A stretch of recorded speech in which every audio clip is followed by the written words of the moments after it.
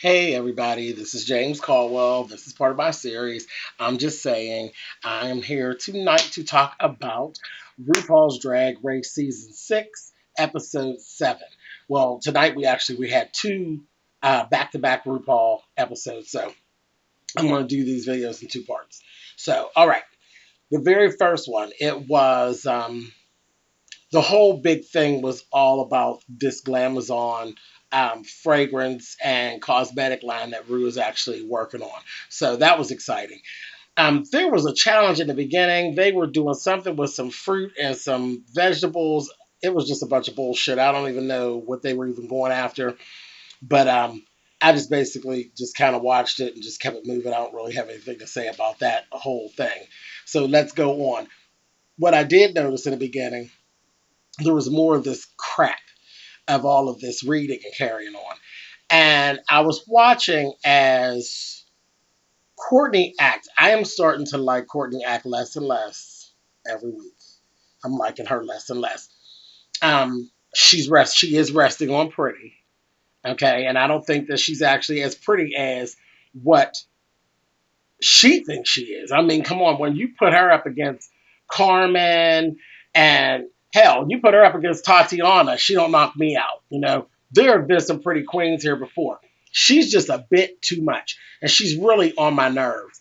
And that behavior, not only is she's rested on being pretty and being small, um, she attacks. That's the part. She attacks. If you were just being pretty and being small and being cute and shut your mouth, that would be fine. But those attacks, nobody wants to hear that from no skinny bitch. Always going on. And then there's the thing where she's always doing her body. Her body is not all that.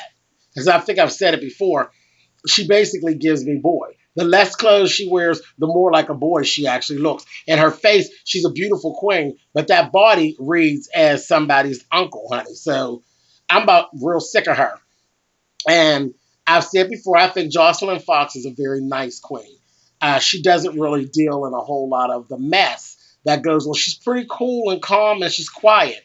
And she has found herself because she idolizes Courtney Act. And she had actually said this, that she was so happy to be working with her because she had idolized her and she was just so taken aback by her. Well, Courtney was an absolute and total bitch to her. All she did was read. She kept throwing little reads at her. And the more I looked at it, I said, she's reading her because that bitch is insecure. She's insecure. Her and Jocelyn basically go after the same thing. Personally, I think Jocelyn's body is better. They didn't care for Jocelyn's little outfit and everything last week, but Jocelyn wore the outfit. Jocelyn doesn't look like a little boy in the body like Courtney does. So I said, maybe this is why she's kind of nasty to her.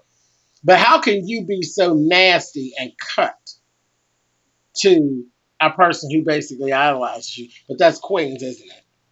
Anyway, so that was going on in the beginning. Then we had some business going on with Darien, still Ree and Ben. It's just ridiculous. But see, I'm getting to a point now where I'm not feeling sorry for Ben because fuck Darienne. You don't have to keep, every time I look at you, your face is cracking where she's saying nasty shit to you. You keep going back, trying to be nice. Fuck her. Fuck her. You don't have to be bothered with her. And it's making me like Darien less. I was a fan of Darien's. But Darien, I mean, really? Really? You're just coming after her for what? What reason do you have to keep coming after her? She's not doing anything to you. Because your weeks, honey, it's surprising that you're actually still there. Because I think you've actually reached the peak of what it is that you could do. The head in the box was probably your crowning moment. And every week you keep carrying on with these fucked up shoes and carrying on. You really are not in a position to be bothering anybody. But whatever. So that's just the reading part. I had to get that out. That's my rant.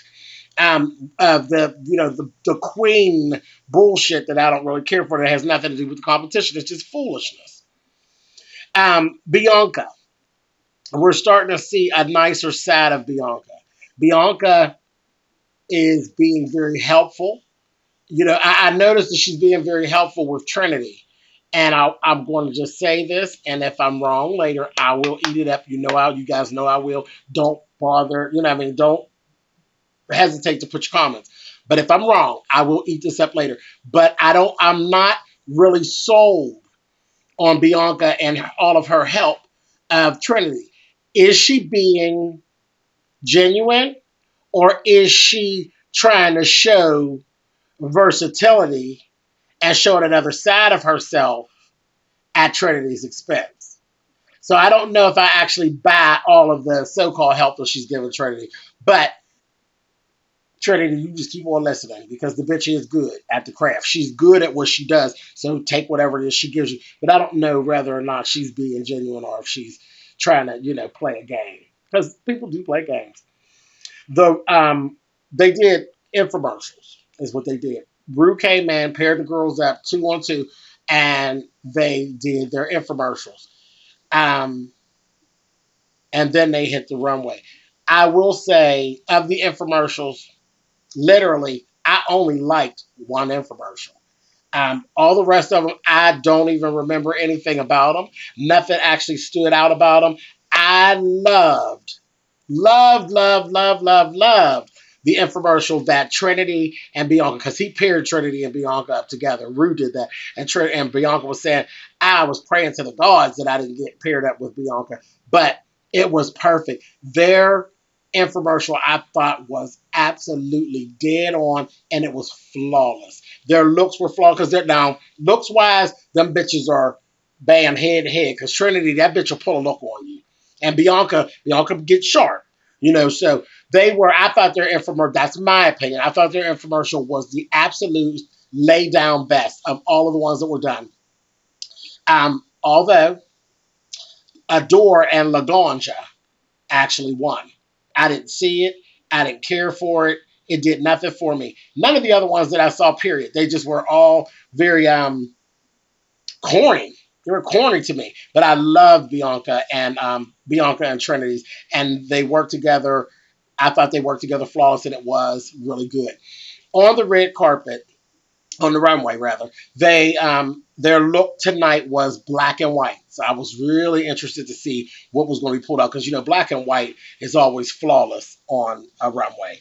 Laganja pulled this look. Child, it was just ugly. Ugly hair, ugly makeup. I don't know what that was all about. It was a mess. She looked like a lizard. She had her eyebrows blanked out, and she just had a bunch of bullshit going on. It was just ugly. I didn't care for it at all. It wasn't good. She does some good things sometimes. But that's her. I'll give you that, bitch. You are either one way or the other. There's no in between with Laganja. She's either on or she's off. Tonight she was off. Adore, yeah, whatever. Anyway, on to Bianca. I loved what Bianca wore. She did a black and white ball gown with the sheer tulle over top. And the bitch gave you stark black hair with a white streak.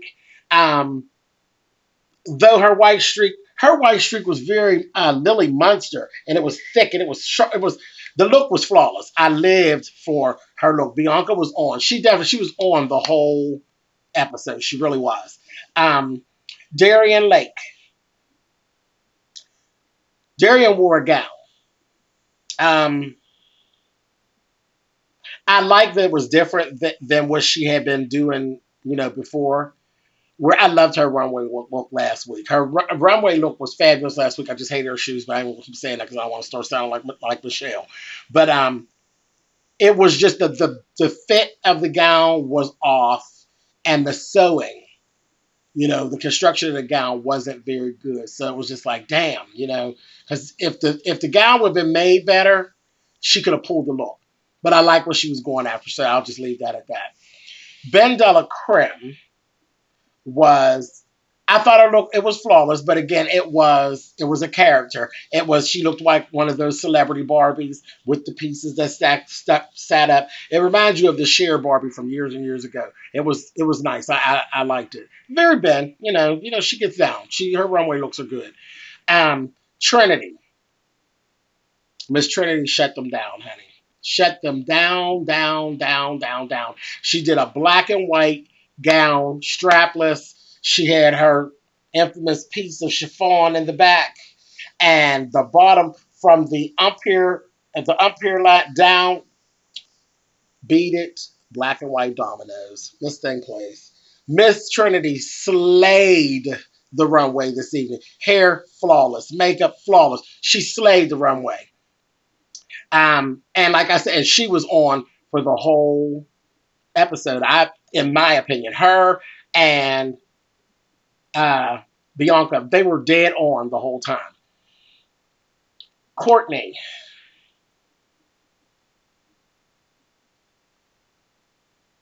yeah, whatever. She did this whole thing with this bodysuit, and she had. Now I'll give her this. She had this like a skull cap, but it was like done in glitter, black glitter. Looked very her hair looked like Betty Boop. It was very Betty Boop, very animated and drawn, and then like glittered. That was really sharp. It was really sharp. I really liked that. Now that I liked. So from the neck up, I was living for her look. From the neck down, she was giving me man. And again, I'm still waiting on somebody to say, bitch, we've seen that already. Whore, we've seen that. Trollop, we've seen that. Tramp, we've seen that, because that's how many times we've seen this bitch walk around in a bodysuit. So, but they were just screaming about it. I just didn't get it. I'm like, I was over it. I was over it. From the neck up, flawless. From the neck down, little dude. Jocelyn, let Courtney have it, as far as I was concerned, on the runway. She did a black and white, a naked look, and she turned it, as far as I was concerned. Now they came after her. Talking, well, we told you last week we didn't care for that or whatever, but I thought she was flawless last week. So again, this week I thought it was flawless.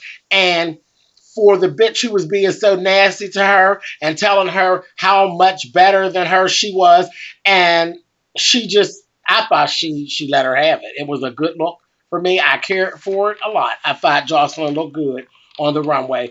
Of course, Michelle and them, they were being who they are, and they weren't real crazy about it. But as far as I'm concerned, good job, Jocelyn. You let Miss Courtney have it on the runway. So let her keep on thinking that she's so goddamn flawless, and bitch, you just keep on coming up the rear and let her have it.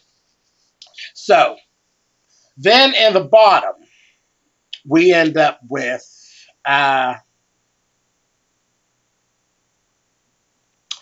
Bendelacreme versus Darien, which was it was crazy. It was crazy. And before I even go to that, let me go back for a minute. Let me digress. Michelle Massage. I'm going to get, because when you're bad, girl, I'm going to tell you you're bad. When you're doing shit that's unnecessary, I'm going to tell you. I really let you have it in a previous video. Tonight, I saw another side of Michelle, which is the Michelle that was stomachable. She basically stood up for Trinity. There were some things being said about the infomercial with Trinity, and Trinity did good, and Michelle stepped out and said, no, no, no, she did good. So I was really happy about that. I was happy about the fact that as quickly as you will jump on her, I see that you will jump to her rescue as well. So hats off to you for that, Michelle, because we were definitely in agreement. And I really, that showed a whole lot of character, that just as quickly as she'll jump on her about something she don't care for, she will actually stand up for her. So I just, hats off. Not that it really matters to Michelle Visage what I say, but hats off to Michelle for that. I appreciated that. And I lived for the fact that Michelle stood up for Rue. Stood up to Rue, rather. Rue made that decision about that infomercial and what she liked for the infomercial. And Michelle came right on out and gave, no, that's not what I saw. So I lived for that. I was like, okay, I don't know. I was telling them to throw you off the show, girl, but you weren't watching any. But she did. That's the first time I've seen that as long as I've been watching, that somebody stood up and said, Rue. So I thought that was real cool. Now, and the other thing before I go into the lip sync for your life situation, Leah Remini was one of the judges. Oh, that bitch reads. You had to catch her. That bitch was just reading from the time the camera went over her. I really enjoyed her. That bitch, she reads. But anyway, okay, so bottom two, Darien Lake and Bianca. Bianca, sorry, Ben Delacreme and Darien. All right. So Ben and Darien were in the bottom, and they did point in no return. Um, Darienne was doing really, really well with it because that's probably her era. That song, she was doing real well.